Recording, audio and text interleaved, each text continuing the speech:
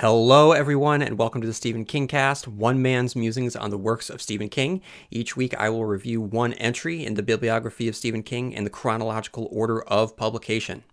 And this week, I am turning my attention not to one of Stephen King's written works, but an adaptation of not necessarily a particular Stephen King work, but a continuation, a celebration of many of Stephen King's works and the philosophy of Stephen King himself. This week, we are going to return to his most famous town in a series of episodes that will celebrate and review and analyze Hulu's latest show, Castle Rock. So I was very excited about this. As you know, if you are a Stephen King fan and you're listening to this, then you know the excitement about what it means to be a Stephen King fan in 2018. In the summer of 2018, we have It.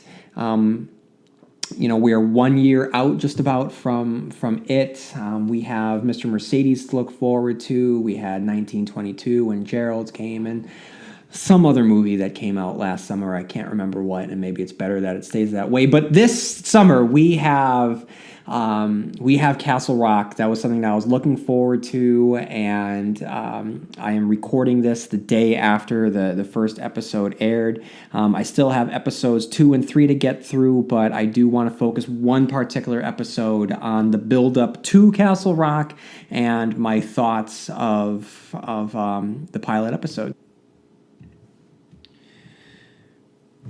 So aside from reviewing the first episode, I am going to read some listener emails because I've had some emails building up and I want to make sure that I share them before I forget about them. So up first we have Travis, who writes, "Hey, Constant Reader, I hope you're doing well. Just a quick line to say how much I appreciated your most recent episode listing all of the upcoming Stephen King releases. Super excited about a Dr. Sleep adaptation. I feel this info might have been too new to include in your episode, but what I'm most excited about is Shudder's recently announced Creepshow series. I can only hope and pray for a possibility that they might revisit The Crate or The Raft. I know they stressed that it would be like Tales from the Crypt in its format, which is perfect since that's what King and Romero's intent was with the film. I hope the stories are mostly originals, tailor-made for the series, and it's pulpy, grotesque, and comedic style, and they don't water down the formula. I want a live-action horror comic just like the original film, damn it. Anyways, enough rambling on my part. What are your thoughts on this? Excited, uncaring, and what stories would you like to see or past Creepshow stories brought back or expanded upon? Take care, Travis." Travis, I would love to see a live-action Creepshow anthology. I think it's a great idea. I think that the market is ripe for it, and I think that Shudder is really making a name for itself, by the way. So that's definitely an app to look out for. I think there's only going to be more of a draw for those in the horror field to start creating original content there. We have Joe Bob Briggs, who just returned to Shudder. And Channel Zero, if you want to watch any of the Channel Zero seasons, which are coming out with great frequency, then you'll want to get Shudder. That's definitely a show that you want to keep an eye on because it is the most terrifying show on television, and that is a horror anthology, season-long anthology done right. Now, for what Creepshow would be, for me, I would like it to, be something like Tales from the Crypt because I have very distinct memories of the early 90s on Saturday nights watching Tales from the Crypt and hearing the voice of Buster Bunny do the voice of the Crypt Keeper. And it's crazy to think back that there was a time when there was a very, very for adults, not for kids, live action Tales from the Crypt show, and there was also a corresponding cartoon for kids as well. It was just a different day and age.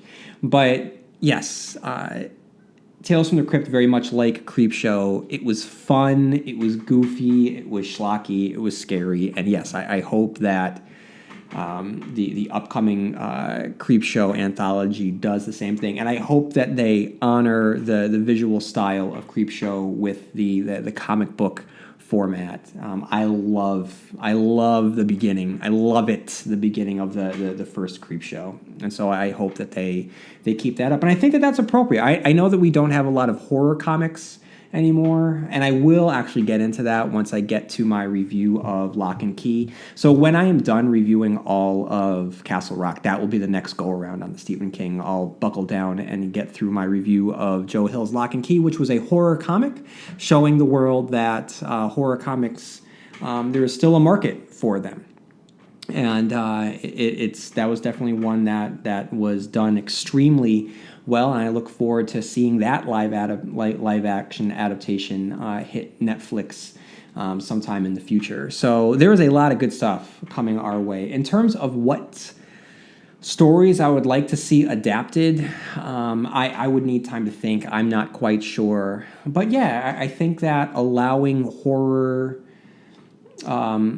masters and some up-and-comers a chance to tell their own stories, I think would be great. To adapt some Stephen King stories would be great. And just maybe if it also allowed like a Masters of Horror sort of format, the way that, in the early 2000s we had that, where every episode was done by someone well-renowned in the horror field. Just take a stab at just a standalone story. I think that would be great. So there's a lot to look forward to, and I think that there's nothing wrong with getting a nice dose of horror and a different story every week. I think that's a great thing for all of us, and I'm looking forward to hearing more about Creepshow.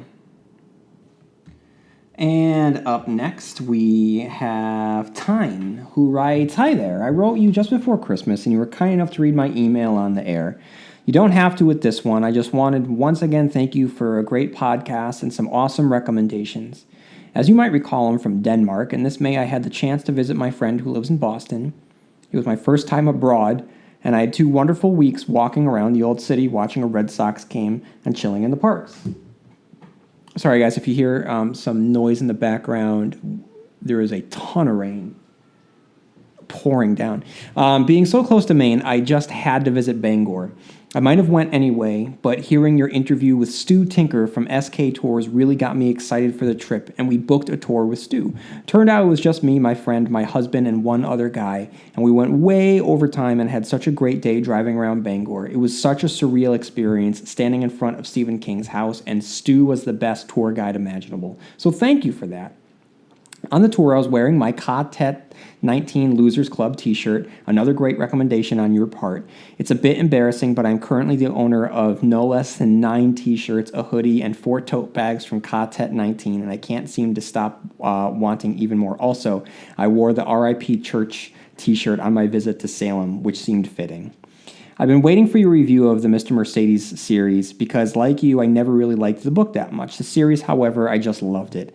Now I heard your review, and you pinpoint the things I also really liked, especially Brendan Gleeson's performance. Just wanted to wish you a great summer, and once again, thank you for a great podcast. Long days and pleasant nights, Tyne.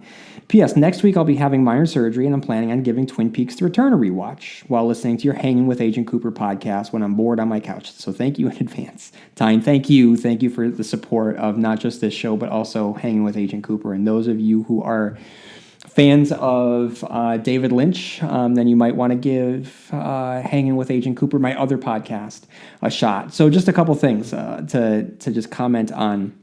I'm so glad that you had a chance to visit Bangor, and I'm so glad that you had a chance to meet Stu and go on the Stephen King tours.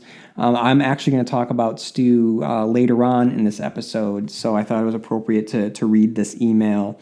And yes, everyone, I haven't plugged them in a while, but I really, for those of you who have been listening for a while, you'll know what I'm about to say next, but for those of you who might be new, there is a fantastic Stephen King t-shirt website out there, and you can listen to my interview with Matt from last summer, in which he and I just geeked out about all things Stephen King, and we talked about his creative process, but Quartet 19. All you have to do is Google that. Quartet 19 t-shirts. And you're going to see very imaginative, clever, subtle, and faithful Stephen King T-shirts. And the thing that you need to know about this, that there's a distinction between he and other Stephen King T-shirt companies out there, is that his is licensed. He actually took the time to go about and do this the right way. So you're getting quality T-shirts done by someone who, took the time to, work with the lawyers in order to make sure that he wasn't doing anything illegal and that any money is going in, the right places. So there are a lot of knockoff T-shirt sites out there, but Matt's is the real deal. So I would strongly recommend Quartet 19. I think that you'll absolutely enjoy it. Okay, and up next we have Charlie, who writes, "Hi, I just discovered your podcast. I've been a King fan close to about 40 years. I have taken a break from reading his novels over the years. But over the last few years, I'm on a King tear, trying to catch up reading a couple of his novels at the same time. Anyway, I just wanted to say I'm enjoying your podcast. I'm skipping around listening to older episodes on the novels I had read many years ago, which is again inspiring to reread his older stuff. Keep up the good work, Charlie." Charlie, thank you for writing in, and thank you for catching up on Stephen King stuff. And the good news is you have a ton of episodes that you can listen to regarding all of those episodes, or all those books. And we have Megan, who writes, "Hi, I have just listened to your podcast episode on Lisey's story. I love your podcast. I know this is an incredibly old episode, but I felt a need to email you to just comment on your criticism of the concept of Lisey's story being only a retelling of Scott's life story. The entire novel is a telling of trauma and memory and the complex way that we relive and experience traumatic events. In full disclosure, I have studied this book in a class based entirely on Stephen King and have probably analyzed this story more than even King himself would like, so my opinion is wildly shaped by that. Lisey's memories of Scott, the past, are written in the present tense, while the current events of her life are written in the past tense, showing Lisey coping with the trauma of losing Scott and how through her struggle to come to terms with her loss, she is essentially living through their shared memory. The subtle incorporation of Booyah Moon I don't find as a missed opportunity of King to have elaborated. Like you pointed out, the book is Lisey's story, so Booyah Moon is just another part of her working through her own trauma and memory and moving forward through what I understand as an aspect of collective memory. I think the novel is a less direct telling of marriage and love, but more a working through of memory. I see it as a story of finding yourself through memory because memory is essentially the construct of who you are. I found Scott's story and subsequently his father's story told through Lisey a really great way of framing the narrative and showing the dispersion of trauma and memory, not just through one individual, but how it moves through and affects the people in their lives. I'm aware of how much I have repeated trauma and memory, so I will stop myself now. And although this episode is about 3 years old, thank you for taking the time to read this email. I really enjoy your podcast, and I look forward to listening more." Megan, thank you for this high-level email and analysis. So I unfortunately am not as fresh with my analysis of Lisey's story as I was when I reread it for the purposes of the podcast. So I would need to reread it with the points that you just made in mind. But I will say this, even without rereading it, this is an incredible interpretation, and it definitely makes me reconsider the thoughts that I had pointed out. If you took the time to truly study this novel, then I'm 100% sure that there are aspects and components and interpretations of this novel that went over my head or I didn't pick up the first time or the second time around. Your analysis of the tenses, that's definitely something that makes me want to go back and look at that. And that's an interesting avenue to explore, specifically what it means. So that I'm so thankful for when I get an email like that, because it truly makes me stop and think and reflect upon my opinion and just mull it over with the new information that's been given to me. So Megan, thank you very, very much for that email. If you have any other thoughts, always feel free to write in again. And we have Mike, who writes, "Greetings again, constant host. Since you have recently resumed releasing Stephen King podcasts regularly again, I thought I would write in again. I've mentioned in previous emails that I read approximately 55 of King's books, and presently I only have 3 left. So there's progress with that, and with all of the TV movie show releases recently and still to come, it's a great time to be a fan of King's, as you've mentioned a few times yourself. But the main reason I'm writing is to express my appreciation of your podcast. Like you, I've always considered myself a voracious reader and an aspiring writer. I never much had the confidence or desire to really pursue getting my work published, but hearing your plugs at the beginning of shows all those times motivated me to finally pursue submitting short stories and exploring that market. I'm happy to say that one of them was selected for publication in March, and the anthology containing it should be available sometime this year. And in terms of reading, I hit a major lag from late December through the end of May. I finished only one book, Dune by Frank Herbert, if you were curious, and parts of another, Sleeping Beauties, coincidentally. I think everyone hits a lag in terms of reading, but this was extended. Granted, things happened during those months, stress of having to get rid of my old car and buy a new one without much notice, an extended period of stress at work due to a troublesome worker I supervise, a family tragedy, and what I thought was a blooming romantic relationship leading directly into a metaphorical brick wall that kept me unmotivated to pick up a book. But I can honestly say that your podcast, returning on a weekly basis to analyze my favorite author, reignited my interest in both reading and writing. I've gotten through 3 books since late June, and I hope to keep up this current pace permanently. It's amazing how important those 2 things are to people like us, isn't it? Anyway, thanks for playing a part in getting me back into the swing of things. Lastly, have you encountered Stephen King's short story, The Night of the Tiger? It's not included in any of his short story collections, but my dad has a horror anthology with the story included. Thanks again, Mike. So I'm so glad that you got back on your horse, man. That's great. So no need to thank me. I really appreciate it, but I think that you need to give yourself all the credit there for pushing through. When life gets hard. So I have not read The Night of the Tiger as far as I know. I don't think that I have, but that's definitely something that I can look into. And yeah, now that you have mentioned books that you have read,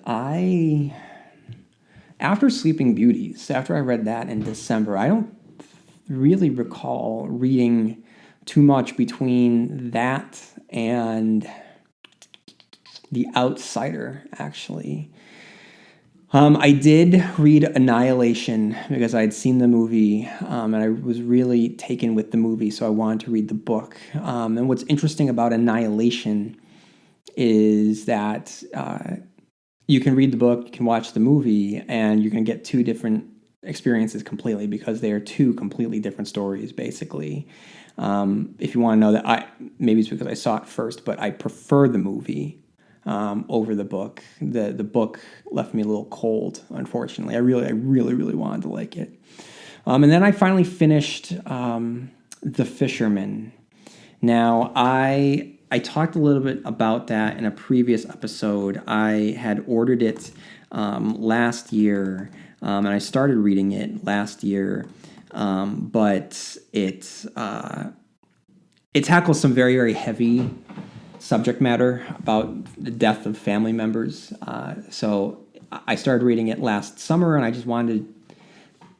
wanted light reading, not that. So I put it away, but it was always on my bookshelf. Even when I moved and I was in the new house, I made sure that I was near the bookshelf or my nightstand, because I knew that there was going to be a time when I needed to read something, and I had ordered it, I had heard good things about it, and I wanted to dive into it. And so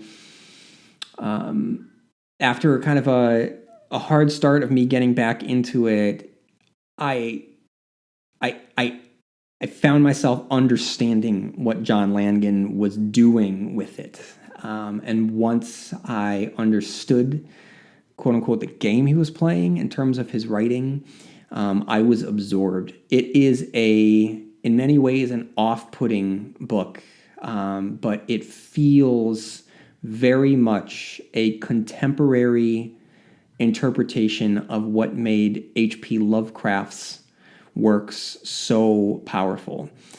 You have your typical run-of-the-mill people who are coming up against something so vast and alien that its alienness is unimaginable to our brains, and the horror comes from how much it dwarfs us, both in concept and size.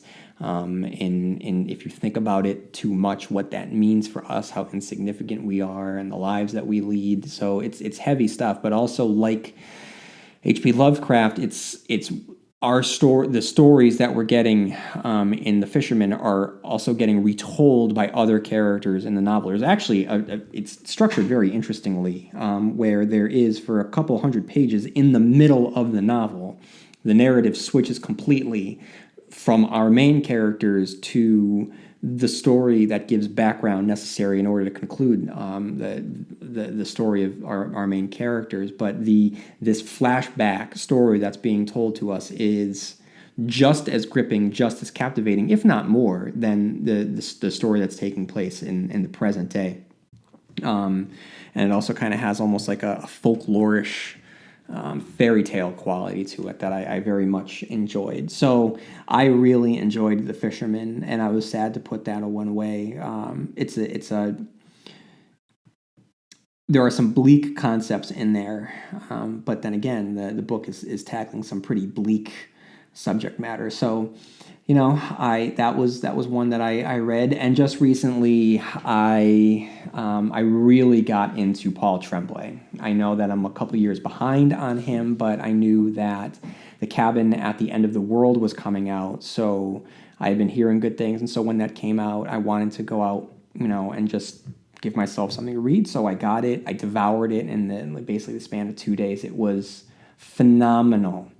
It is a edge of your seat, anxiety inducing, lean, mean horror novel that, as I discovered by reading his other novels, is open up to interpretation. So that's the unknown and the ambiguity that comes from these novels, and leaving it up to you in some ways is the strength of him. It makes it no less horrific. It makes it even more horrific. But this is a home invasion story that is told much differently than other home invasion stories. And if you want a hard-hitting, lean, I mean, this guy does so much with so little, and he drills right down the bone in a short amount of time. So he packs a punch. So I read that, and then I said, okay, well, now I'm into Paul Tremblay. Then I read A Head Full of Ghosts, which, again, it did not disappoint. And it was a perfect convergence of your classic exorcism story with reality television and the day and age in which we live. So that was great. And then I read The Disappearance at Devil's Rock, which conjured, for those of you who kind of need that Stranger Things fix, I would recommend that. A bunch of kids on bikes, messing around in the woods. One goes missing. Does that sound familiar? Does that sound like something that you might want to read? Then you probably want to go out and check The Disappearance at Devil's Rock. So there's a lot of good stuff out there, guys. I'm going to be reading Bird Box at some point this summer, and I've heard nothing but good things about that as well. So there's a lot of good books out there, and yes, like Mike, I have found myself many times just in a rut, in a lull where I haven't been reading, and one of the reasons is for the purposes of this podcast, when a new Stephen King book or a Joe Hill book comes out, it isn't just reading it, and there's work that goes into it, and there's something to be said about me just being able to enjoy a book, and I really, really like it. So I've been taking the time that this summer has granted me to just, read a good book. You can't put enough value into how important that is for your soul and your well-being. Okay, now we have Zach, who writes, Dear Stephen Kingcast, I recently started listening to your podcast, and I can't get enough. My first experience that I had with Stephen King happened when I was around 5 or 6 years old. The It miniseries was on TV, and the first thing I remember is seeing Pennywise in the storm drain talking with Georgie. I was hypnotized, and I wanted to know how the clown got down there. He seemed nice and friendly and had me completely fooled. The next thing I remember is running upstairs to my parents because I saw Pennywise's razor-sharp teeth. I am still afraid of clowns to this day, and it surprised me that I really enjoyed the It remake. Toward the end of my senior year in high school, my English teacher would pop in different Stephen King movies because he wanted to make us aware who this man was and why he is so great. My first Stephen King book I read was Full Dark, No Stars, and I remember loving it. As of right now, my favorite book is between It and 11/22/63, but The Dark Tower is the reason why King is my favorite author. I love the series, and I love seeing how it connects with King's other works. I am one of the few that actually enjoyed the movie, and I read that Amazon is developing the TV series. I hope this happens because it will give The Dark Tower a second chance to impress its viewers and show its audience that this is a story worth telling. Many of my friends don't like to read, and my girlfriend isn't a King fan, so I'm happy that I found your podcast. I like how you encourage our participation in the conversation, so keep up the good work. I look forward to listening to your thoughts on future episodes. Your constant listener, Zach. Zach, thank you so much. And I'm jealous that you enjoyed the Dark Tower movie. And yes, like you, I hope that the Dark Tower Amazon show comes to fruition. It's just my hope that it is more adherent to what makes the Dark Tower the Dark Tower. I want to enjoy it. I really, really do. But I want it to be weird the way that Stephen King made it weird, not an interpretation. I just want it to be the Dark Tower. That's all that I want. I just want it to be the Dark Tower. Is that really too much to ask? So, Zach, thank you for writing in. Okay, guys, so that's all that I have for emails right now. But if you have any thoughts on Stephen King, if you have any thoughts on Castle Rock, then write into stephenkingcast@yahoo.com because, like Zach said, I don't like doing this alone. I like your thoughts. I want to share your thoughts. I want to be able to engage in a conversation and facilitate a conversation between everyone listening because we are all part of a much larger quartet. So, guys, you can always write into stephenkingcast@yahoo.com. Also, I don't have any fresh reviews that I'm going to read this week, but if you have any time on your hands, head on over to iTunes and leave a review because that would help me out greatly. Okay, guys, so here it is. I want to get into Castle Rock Episode 1, Severance. So we don't have a Wikipedia summary, but I did find a recap of the first episode from Vulture by Brian Tallarico,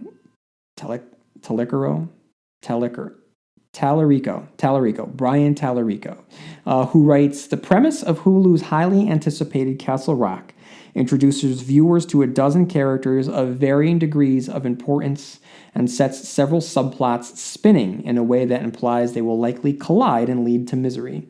Inspired by the setting and characters of Stephen King, Castle Rock isn't directly based on any of the famous author's writings, but has clearly been influenced by it in several ways, including some familiar faces, but more indirectly, it's thematically inspired by the modern master of horror. It's an episode about how you can't come home again, and you may regret it if you do, a theme that runs throughout King's entire body of work. Severance is complex enough in terms of plotting that feels most helpful to pull apart the various characters we meet and what we know so far instead of just a traditionally chronological recap.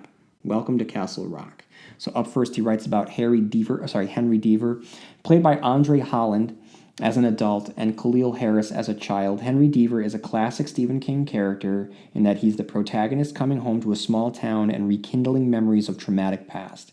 When Henry was a child, he disappeared off the face of the earth for 11 panic-stricken days. As the entire town of Castle Rock tried to find him, Henry's father succumbed to the elements, dying the bitter cold. It was a local lawman named Alan Pangborn who mysteriously found him on a frozen lake, as if he had literally appeared out of nowhere. Instantly, Alan knew something was wrong because Henry showed absolutely no signs of impact from the cold.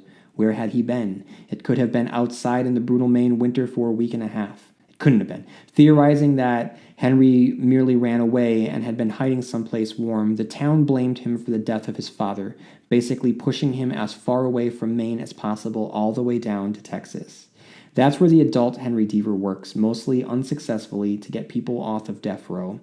And he's failing in his latest high-profile case.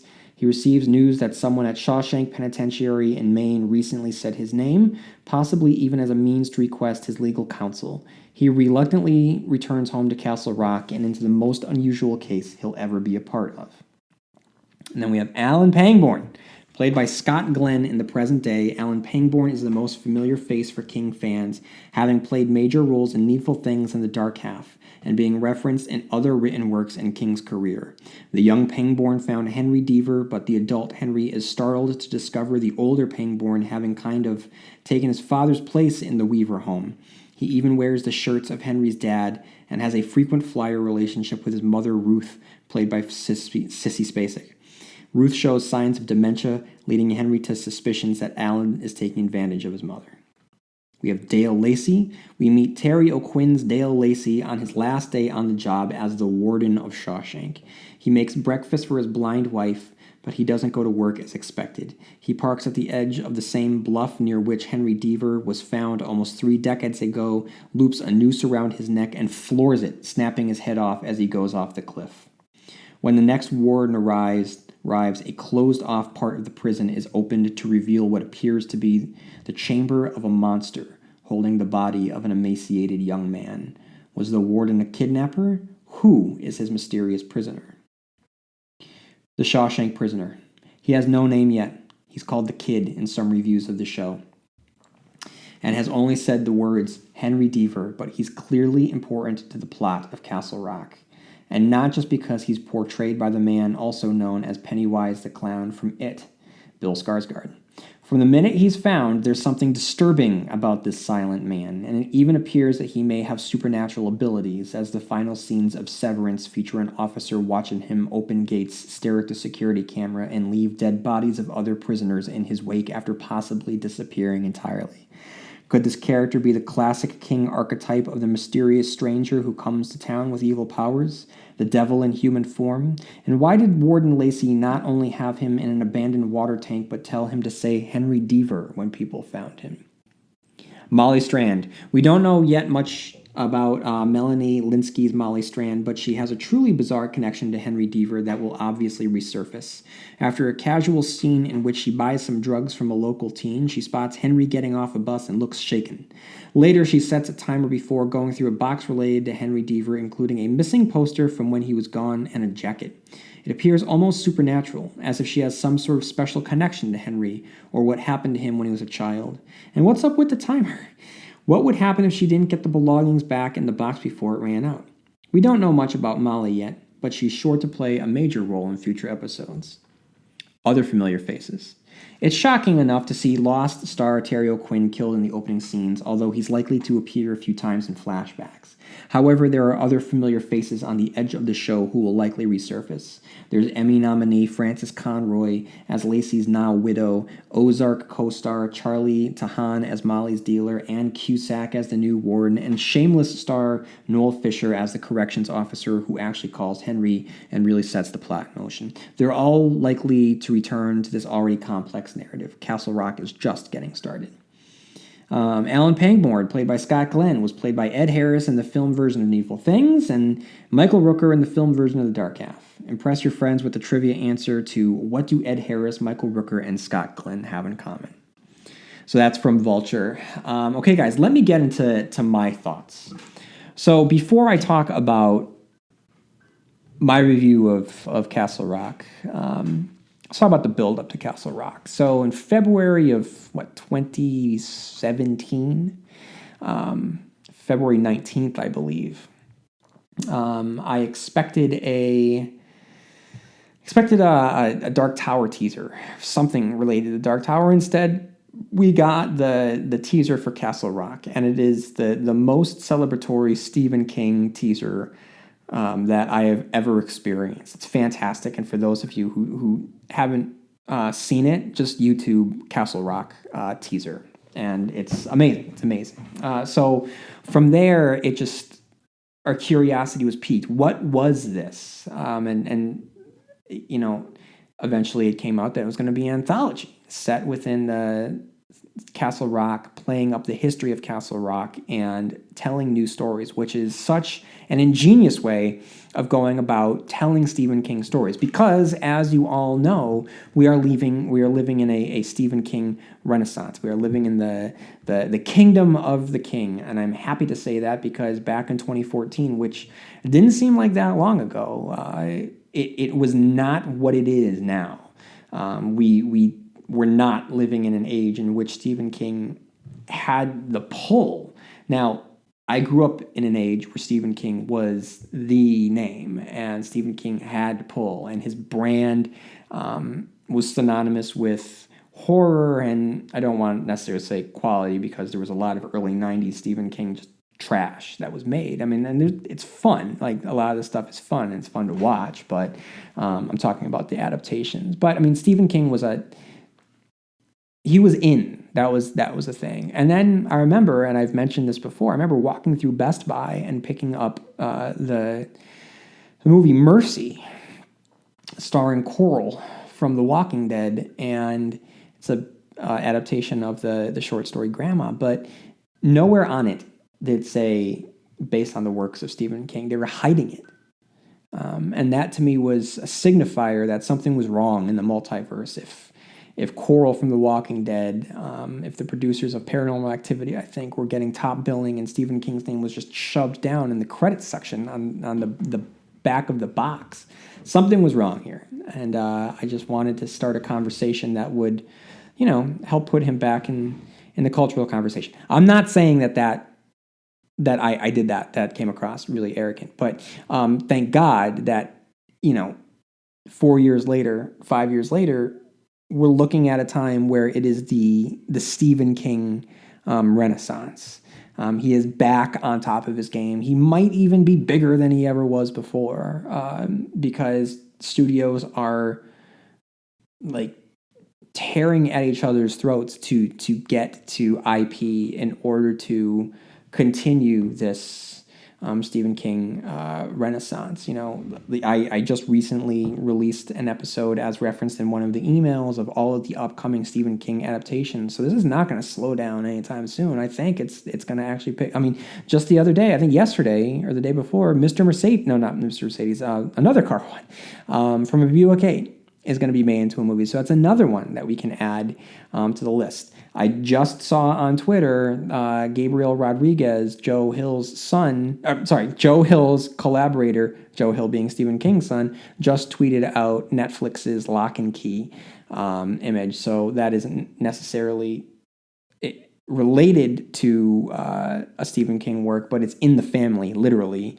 So I think that when you get works by Joe Hill out there, we have Nosferatu coming up, it's still part of the larger Stephen King movement right now. I think that Joe Hill's work stand on its own, but I think that this is when we see the family King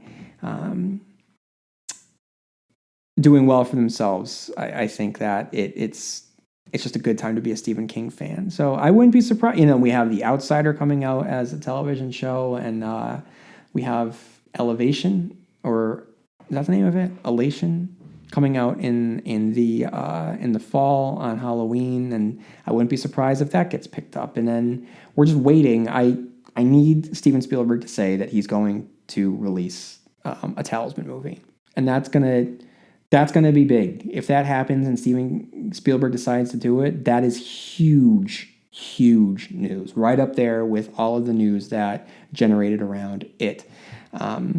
So we've been living in a great time, all right? There's been a lot of conversations around the works of Stephen King. There has been a big interest and a big push in Stephen King adaptations, and that's awesome. But the build-up to Castle Rock was different, all right? It's on a different level of the tower, and it's because it isn't necessarily an adaptation of one Stephen King book or a Stephen King novella or short story, but it is a celebration of everything that Stephen King has done. It takes an interpretation of who Stephen King is based on all of the works he's ever done and the voice that he has created for himself and the mythology that he has created and the imprint of himself that he has placed upon our pop culture consciousness and the way in which he has affected generations of storytellers and generations of readers. And all of this is now distilled to an original work that plays tribute to and respectfully comments upon the past while pushing his most famous town into the future. And that is a very interesting choice to make. And it's one that I am so glad that Sam Shaw and Dustin Tomlinson chose. I'm glad that they made this choice rather than adapting known Stephen King stories or books. I love the fact that I get to sit down every week and watch an episode that takes place in Castle Rock in 2018 on television and have my television show taking place in 2018 make reference to or just know that it exists in a town, in a world where the events of the novels and the short stories had taken place. That is, has that really ever happened before? I don't recall that ever truly happening. This seems unique to me, and it makes it that much more exciting to be a part of. So I was really looking forward to Castle Rock based on what the premise of Castle Rock was. And there was just a lot of good buzz. All of the trailers have been great. The cast is phenomenal. The cast is absolutely phenomenal. And then the days, we're counting down to the 25th. I'm actually recording it on the 25th of July. I stayed up last night at midnight, even though I had to go to work the next day. But I needed to at least watch one of the episodes. They released 3, but I needed to watch at least one of them. I could not. I would have lost my Stephen King fan card if I didn't stay up and watch it. So I was just counting down the days, and then on top of that, Hulu released a documentary, The Search for Castle Rock, which is like a half an hour long. Guys, go out and watch it. It's on YouTube. It's great. It's great. It's really well done. There's the showrunners are in it for a little bit. They kind of, you kind of get a sense of who they are as fans and their approach to it. You have other Stephen King fans that work in the Stephen King world that are able to comment on it. And you have, as I said earlier in this episode, that I was going to talk about this guy, but Stu. All right? Stu gives you a taste of what SK Tours does. Stu Tinker, who is in charge of the Stephen King tours in Bangor, Maine, and a Stephen King expert, you get to meet Stu. So I was watching it. My wife was walking by, and I just shouted, I'm like, "Hey, it's Stu!" And she's like, "What are you talking about?" I'm like, "It's Stu!" And she looks at the TV and she goes, "Oh, it's our Stu!" And I'm like, "Yeah, it's our Stu." That was an awesome present that she gave me a couple years back. And it's a present that I think that you should give to yourselves if you are a Stephen King fan. So it's really, really well done. It celebrates Stephen King. It kind of gives a glimpse into the inspirations for some of Stephen King's work and how it all bleeds into Castle Rock. But not just Castle Rock, but Derry gets actually a huge chunk of the documentary, and as it examines what towns mean to Stephen King, and you can't really talk about towns within Stephen King's works or philosophies without talking about Derry itself. So if you are a Stephen King fan and you haven't watched The Search for Castle Rock, watch it. It's a quick view, but it's definitely one that's worth it, and it whet my appetite as I looked forward to the first episode. And then I waited for it to arrive, and right away I just had this huge smile on my face as we see that it's a flashback to 1991. And the early 90s to me, that's when we said goodbye to Castle Rock, because Needful Things came out in 1990 or 1991, so to pick up immediately after that time period, that was meaningful. to me that we're going that far back. It felt appropriate, knowing that the story was going to take place in the present day. Allowed us to understand this is a flashback, but it's a perfect way to kick off a show called Castle Rock that's going to pay tribute to this town created by Stephen King, picking up where Stephen King ostensibly had left off. And through the action of the scene itself, we see a man walking through snow, but he's not just walking. And there's, as I've long said on the show, there is a huge difference between showing and telling, and the viewer gets a sense of who this man is through the actions that he is taking. He's trekking through the snow. He's poking at the ground. He's clearly looking for something. And the dread that falls over him when he finds something firmly tells us that he does not want to find what he's looking for. He finds a body. It just doesn't happen to be a human one. And for those in the know, we know who this is, but for non-King fans, the actions that we see him for less than a minute tell us everything that we need to know about him.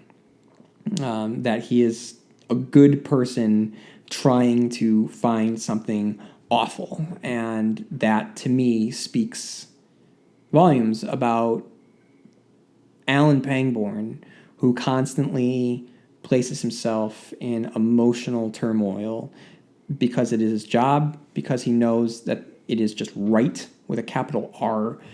It's the right thing to do, even at the expense of his happiness, his well-being, his sanity. And we'll talk about what this might ultimately do to Alan in a little bit. But the landscape itself it's very, very lonely. So for those of you who don't know, a lot of this was filmed in Orange, Massachusetts, not Maine, but Mass. And the setting here is phenomenal. Every aspect that we see of Castle Rock is really, really well done, from the main street to the wilderness itself. And as he looks over this bluff into the lake, we hear a noise. Now, as Stephen King fans, are we supposed to think... The first thing I thought of was the Wendigo from Pet Sematary.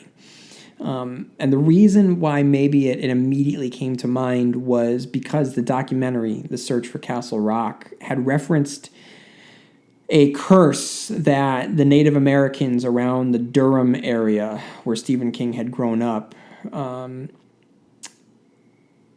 there was some sort of curse that was based on an incident that had occurred in a river.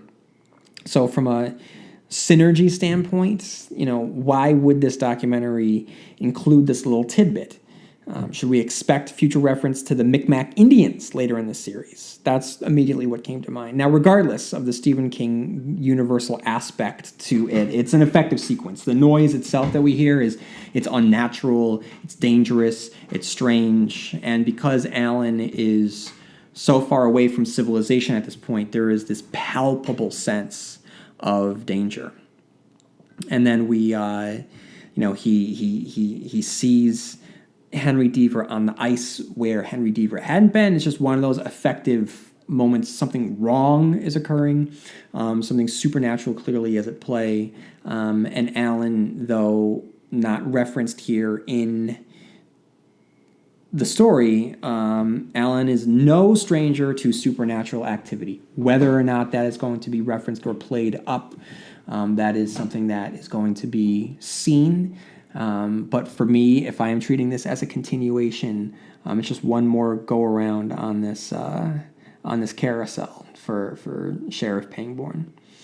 And then we get our credits, which lead to the transition to 2018. The camera establishes this town and focusing on the ruins. So let's think about this for a second. Now, what made Castle Rock distinct from Derry is that Derry was at its heart an evil place, and Derry was a city a city, not necessarily a small town, whereas Castle Rock was always a small town and it had sort of small town sensibilities. And he was able to explore that. So I always pictured it like we had our city setting and then we had our small town setting. And this version of Castle Rock seems to be a combination of the two, which makes sense with what we have gotten from Castle Rock and the snippets and references to Castle Rock in the decades since Needful Things.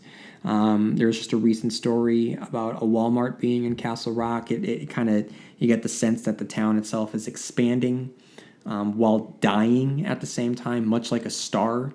The star will get bigger as its core shrinks, and I feel that that's what's occurring here with Castle Rock itself.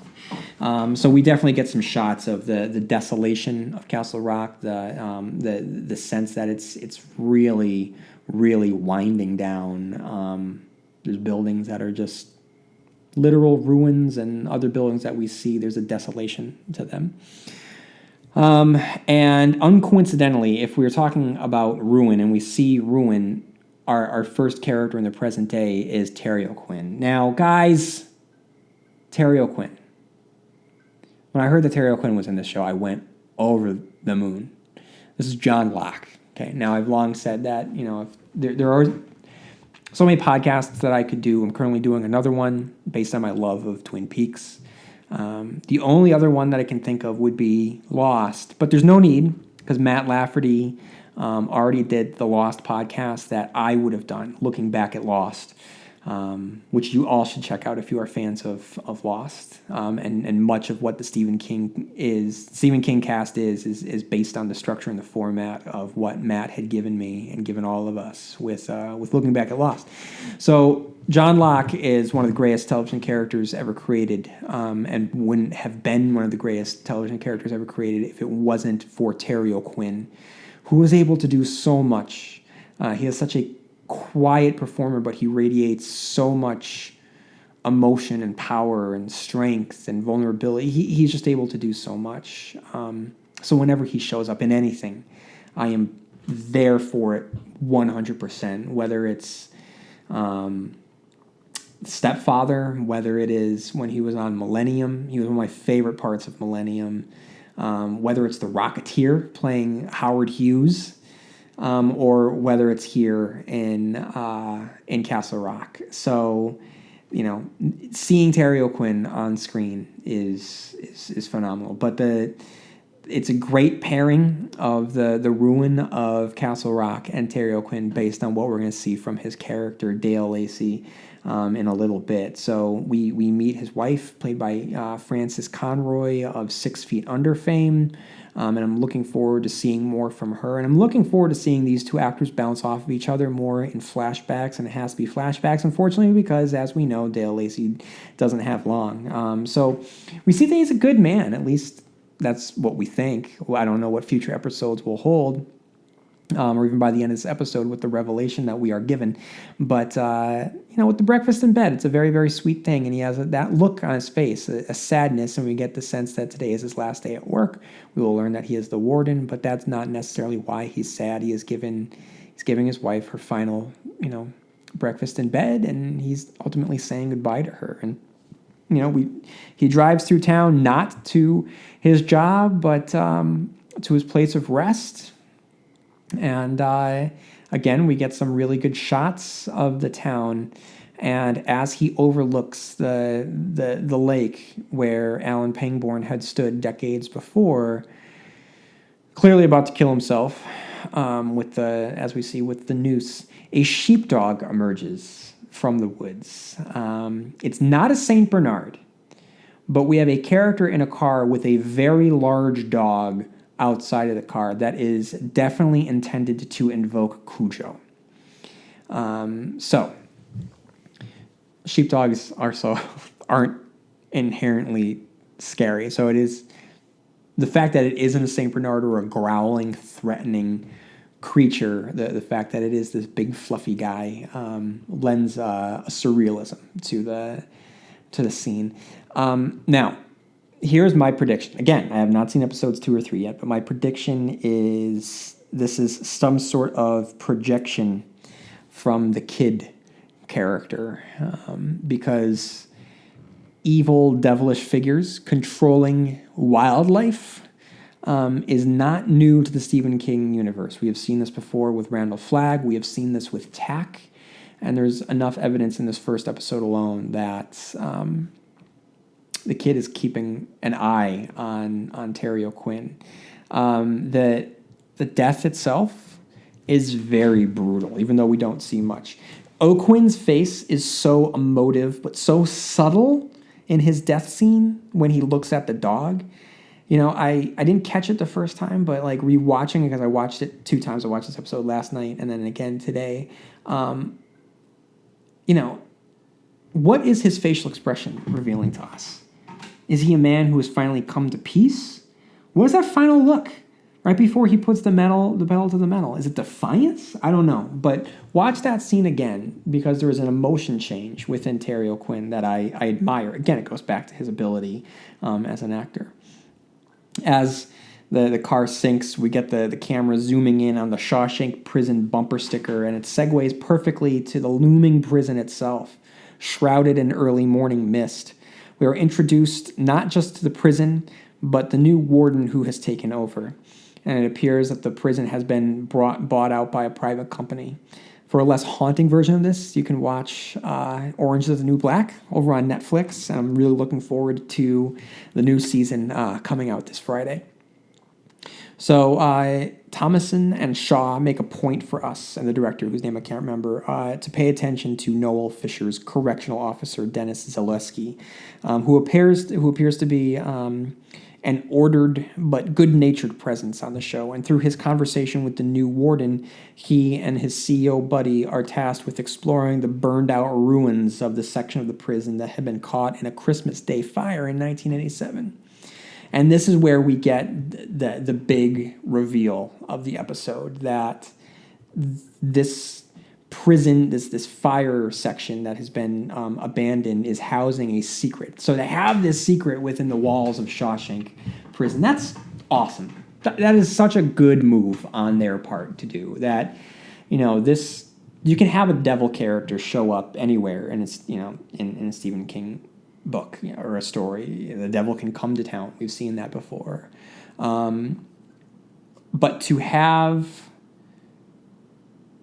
this character located in Stephen King's most famous building, that's the way to do a story like this. And I major props to the showrunners on that. Now, the Bill Skarsgård reveal is really, really well done. The way that Noel Fisher is walking through, finding the ladder down to this secret layer, finding the cigarette butts. That's just very eerie, seeing that this place that had been ruined and abandoned hasn't necessarily been left alone. To the quick shot of his eyes in the darkness. As we all know, Bill Skarsgård's eyes in the darkness are a terrifying thing. And this new character, who IMDb refers to as the Kid, he is a strange new character who only grows stranger. He winds up uttering 2 words, Henry Deaver. And what his relationship to the boy on the ice from 1991 will be the driving mystery of this season. And it is a strong mystery. So already we're halfway through this episode, and the showrunners are doing a phenomenal job at generating mysteries and luring us in. Now this leads to the adult reveal of Henry, a lawyer attempting to get his client off of death row. Just as the action of the show revealed the character trait of Alan Pangborn in the 91 flashback, the action in the present reveals Henry to be a good man trying to do what he can while also working in a flawed system.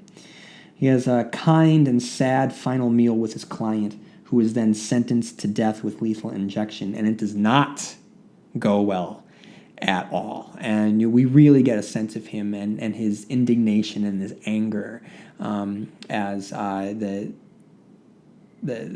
doctors or whoever is giving lethal injection just go ahead and try again, even though that's not the procedure. And he's smashing a chair against the window, but it's all futile. He might as well just not have been there at all. And so that helplessness, that's a great way to show his helplessness. And it invokes him being 11 years old, and we get the sense of the helplessness that has shadowed him his entire life.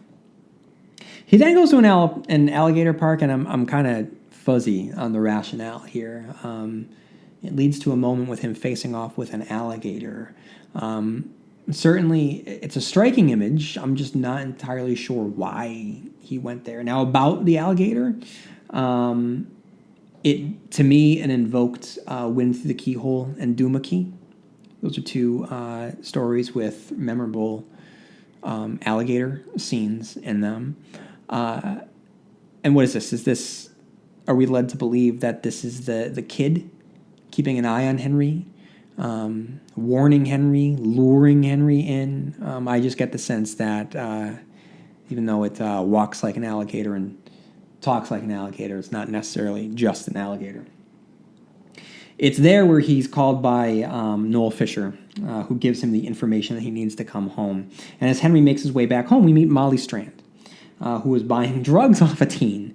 We don't learn much about Molly here, other than she seems to be well enough put together, despite the fact that she's buying drugs off kids. But whoever she is, not only does she recognize Henry as he steps off the bus, but she clearly has a reaction, and she does not want to be seen by him. As she drives away, not wanting to be seen, we get this wonderful shot of the camera panning from one street to the next, giving us a good sense of the physical layout of Castle Rock and the real-life stand-in of Orange, Massachusetts.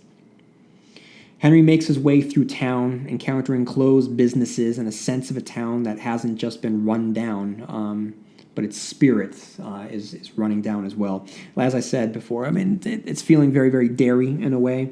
And if you were to ask me what town it feels more like, I would probably say Derry. But like I said, it makes sense because we witnessed the end of what Castle Rock was and had been back in Needful Things, and anything that could have flourished didn't seem to make it out of that encounter with Leland Gaunt, and all the subsequent references to Castle Rock in books and short stories. It painted a town that seemed to continually lose its identity. What's interesting is that King has not often, but always dealt with politics, and the state of the world has always been reflected in his characters and his conflicts. So to see a small town not having the respect and the respectable way about itself that it once had, the fact that it seems to have lost something and it seems to be being forgotten about. I think that speaks very prevalently to a lot of small towns in 2018, and I think that speaks to how some politicians are able to really use that as a platform.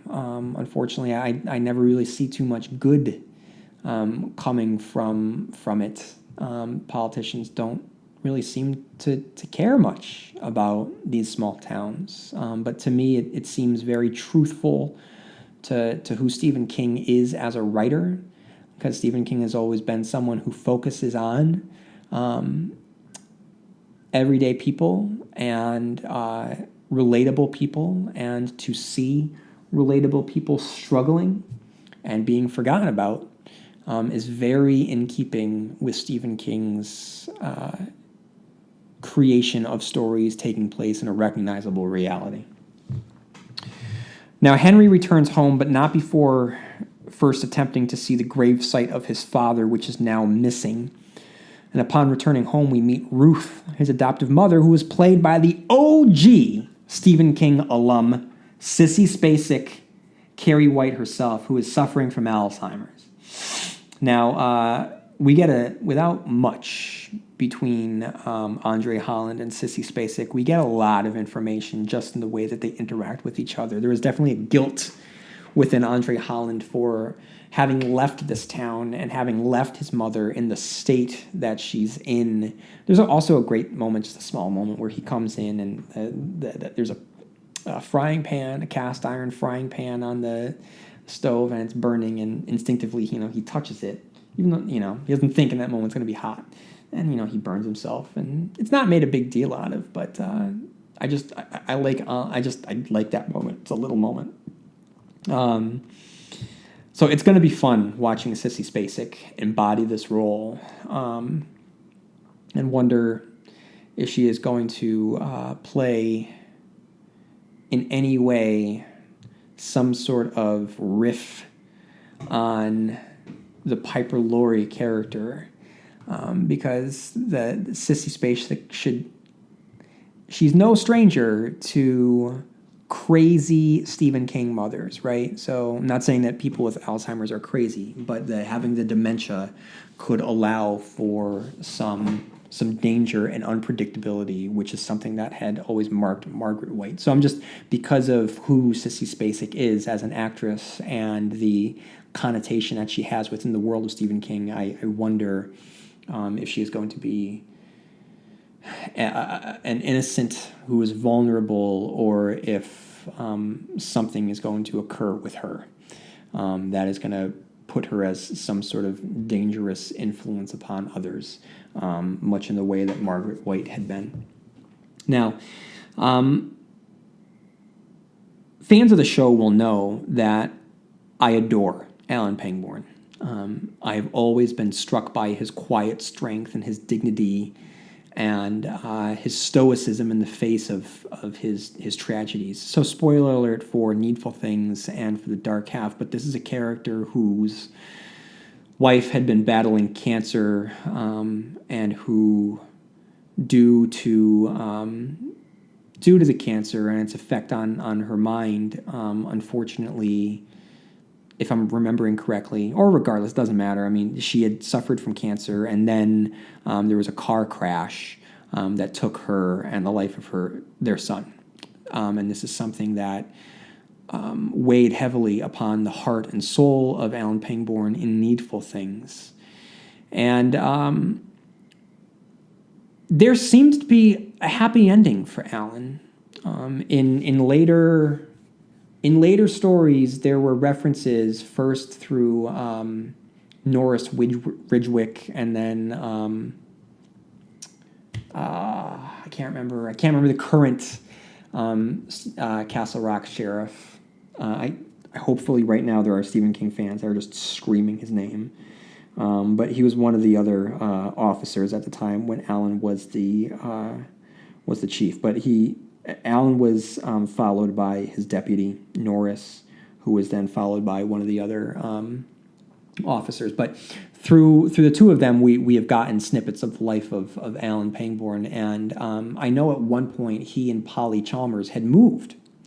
So you got the sense that they were happy, that maybe they had escaped the curse of Castle Rock, and they had shook off their own personal tragedies and made a life for themselves. Well, seeing Alan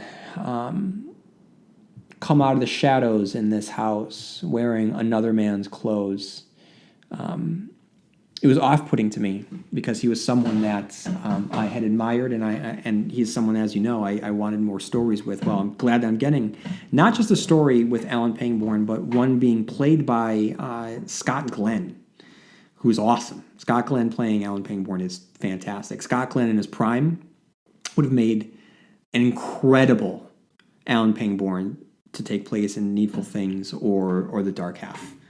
Not to take away from Michael Rooker or Ed Harris, because Ed Harris to me is Alan Pangborn, but Scott Glenn definitely could have had, because I think what's important about Alan is that he is, in another life, in another world, on another level of the tower, he is a gunslinger. And that's important to note. He is definitely an agent of the white. So to see him bitter and seemingly cynical seems to be a defeated Alan that kind of hurts my heart. It's not a criticism. I want to make that perfectly clear. just because I'm not getting a version of the character how I want that character to be. That is not a criticism. That is not a. I don't believe that that is valid criticism. I think that that has been shouted out too much in regards to, let's just say, The Last Jedi. Um, you know, I personally really enjoyed Rian Johnson's decision making. I thought that it made for an incredibly thrilling, captivating, engaging, subversive movie experience. And similarly, I'm doing an 18 episode podcast on Twin Peaks: The Return, and we got versions of our characters that broke our hearts on a number of occasions in order for us to get the best possible story. So I imagine that that's what the showrunners are doing here. So for fans of Alan Pangborn, I'm very curious to see if they are going to explore what occurred in the life of this someone that had been a hero, and how he had fallen and grown what seems to be cynical and pessimistic, and if Polly will be referenced, or if this is something that they're just kind of either sweep out of the rug or retcon, or if it will be proof that this isn't fully a continuation of the Stephen King books, but some sort of combination of sort of like cherry picking the best of and then discarding some other elements. It could be that. It could definitely be that as well. So we will find out, but that is something that I definitely struck me as I watched it. And then back in the prison, we see Bill Skarsgård's eyes following a mouse as it makes its way to a mousetrap. Now the question is he simply watching what happens, or is he forcing the mouse to walk its way to its death? With the presence of first the sheepdog and then later the alligator, I'd bet that he is able to control animals, which, as I said, is a long-honored Stephen King villain tradition, whether it be Flag, whether it be Tack. Now, Henry arrives to Shawshank to meet with the warden about the phone call he received, but she's not budging. But he's not stupid. He knows that something's up. And watching these two play off of each other is something that I'm going to look forward to. And then the episode concludes with the supernatural breakout of the kid. Now, this scene, guys, this is a scene. This is done so well. It is creepy. It keeps cutting back between the prison to Henry to Molly Strand, and then Noel at the prison, who is looking through a baby name book, which I don't know. I don't think that's not really pointing out a good future for him. If he's looking through a baby book now, I have a sense that he's going to be dying real soon. But when you see the empty cell, and then it's cutting to the other cameras, and there are bodies on the floor, and he's making his way through the corridors, that's haunting. And there is a huge sense of danger that you just expected Skarsgård to show up in the door right behind Noel Fisher. And that would have been an effective way to conclude the episode, because he is, without having much to do in this episode or much to say, I really like this actor, and I think that, as I said, he has a quiet strength about him that I want to see him be an active force for good, and I didn't want to see him get taken off the board so quickly. But had he been, that would have been an effective way to play up the kid's danger. And then the episode concludes, guys, and immediately I wanted to watch the next episode, but no, I had to go to bed. But tonight, I will be watching episode 2 and getting my thoughts down for a review for next week. But guys, I had high expectations, and for those of you who had listened to my review of 11/22/63, the previous Hulu Stephen King series, I wasn't as hot on it as I wanted to be. So as excited as I was about Castle Rock, I also had some trepidation about it, just based on what the other J.J. Abrams series had been. But like I said, the showrunners doing this show seem to have a firm handle on how to tell an original Stephen King work while paying tribute to the past without letting the Easter eggs be too distracting and being celebratory in some ways, and letting them shape characters for the sake of the story, which is key. That's the key component, and they're able to balance that well so it doesn't necessarily fall into the realm of fan fiction. So, guys, I'm really looking forward to this. I'm glad that I have a summer show to be pumped about. Last year was Twin Peaks: The Return. You can get all my thoughts on Twin Peaks: The Return by listening to Hanging with Agent Cooper. So I'm really looking forward to the rest of Castle Rock. But before I conclude this episode, I want to get to the Kingisms and the Easter eggs that were present in this episode. So there were some Stephen King episodes, Stephen Kingisms. Now, Stephen Kingisms are tricks and traits and tropes that we see from Stephen King works. And the first one that comes to mind is a childhood mystery returning to haunt the adults. Now, we have seen this with most famously It. But knowing that a mystery occurred with Henry Deaver when he was 11, and now the adult version of that character is going to have to come face to face with that mystery, and whatever happened, that is very in line with Stephen King. Another Stephen Kingism is Bill Skarsgård in a subterranean lair, and that is a very recent Stephen Kingism. And for those of you who don't know what I'm talking about, just watch It from 2017. And then, of course, we have the something occurring with a child. That has long been a Stephen King trope, and we're seeing that here with Henry Deaver.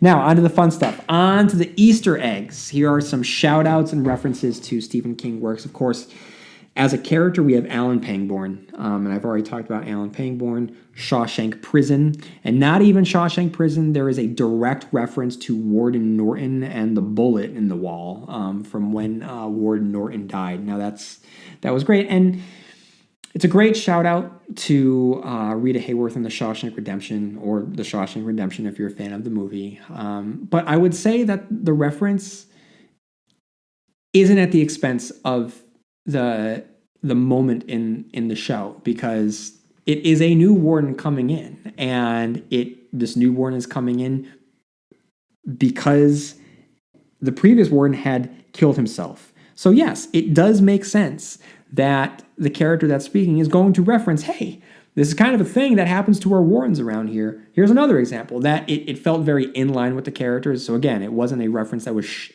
that came out of nowhere. Also, the music, and this is not something that I picked up on, but this was something that I read about. The music that was playing in Terry O'Quinn's car as he killed himself was also the music that famously Tim Robbins was listening to in that scene in Rita Hayworth in The Shawshank Redemption, when he took control of the prison's speakers and played the opera. And that is what Terry O'Quinn is listening to. So similarly, in that moment, Tim Robbins was trapped in a location, but he was able to be, for that moment, free. And is that what is occurring with Terry O'Quinn in that moment? Is he trapped in a situation that he cannot control, but is about to be free? That is an interesting interpretation. Again, I had mentioned the dog emerging. A large dog standing outside of someone in a car definitely invokes Cujo. And though the Cold Mountain Penitentiary, death row, is not in this movie, but when Henry is working as a lawyer in Texas and he goes to see his client who is on death row, that invokes the Green Mile. And if you disagreed with that, then I need to point out the color of the tile in that scene. It is green. So that is definitely meant to invoke the Green Mile. The number 6 Easter egg is the number 19. The number 19 is not a lucky number for characters in the world of Stephen King.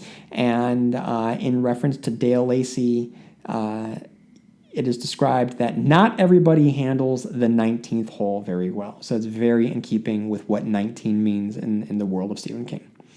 Number 7 is Sissy Spacek and Bill Skarsgård.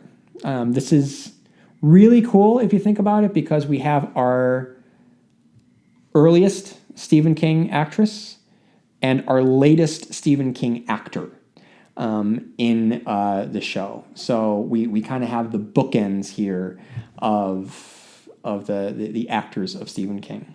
And then we have the bad death of insert prisoner name here, aka a faulty execution. So the bad death of Delacroix was something that occurred in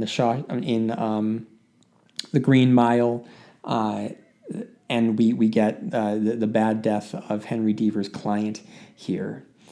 Similarly, we have a mouse in the prison, and this isn't Mr. Jingles, but come on, you have a mouse in a cell block. That is definitely meant to invoke Mr. Jingles. And we have railroad tracks. I mean, there is a moment that the camera makes the point to show railroad tracks, which famously factored into the classic Castle Rock story, The Body, a.k.a. Stand By Me. So Easter eggs galore, guys, and I'm sure that there's a lot that I didn't even pick up on, but that's just a few to wet your whistle. All right, everyone, that's all that I have for the first episode of Hulu's Castle Rock Season 1. I hope that you enjoyed. Please stick around for the second episode review. You can follow me on Blue Sky, Facebook, TikTok, and Instagram. You can always write in all of your thoughts to stephenkingcast@yahoo.com. And if you have any time on your hands, leaving a review on any of the podcast platforms that you use to listen to the Stephen King Cast would be greatly appreciated. Thank you, everyone. Thank you for listening, and may you have long days and pleasant nights, and I'll see you here next time where MOON spells Stephen King Cast.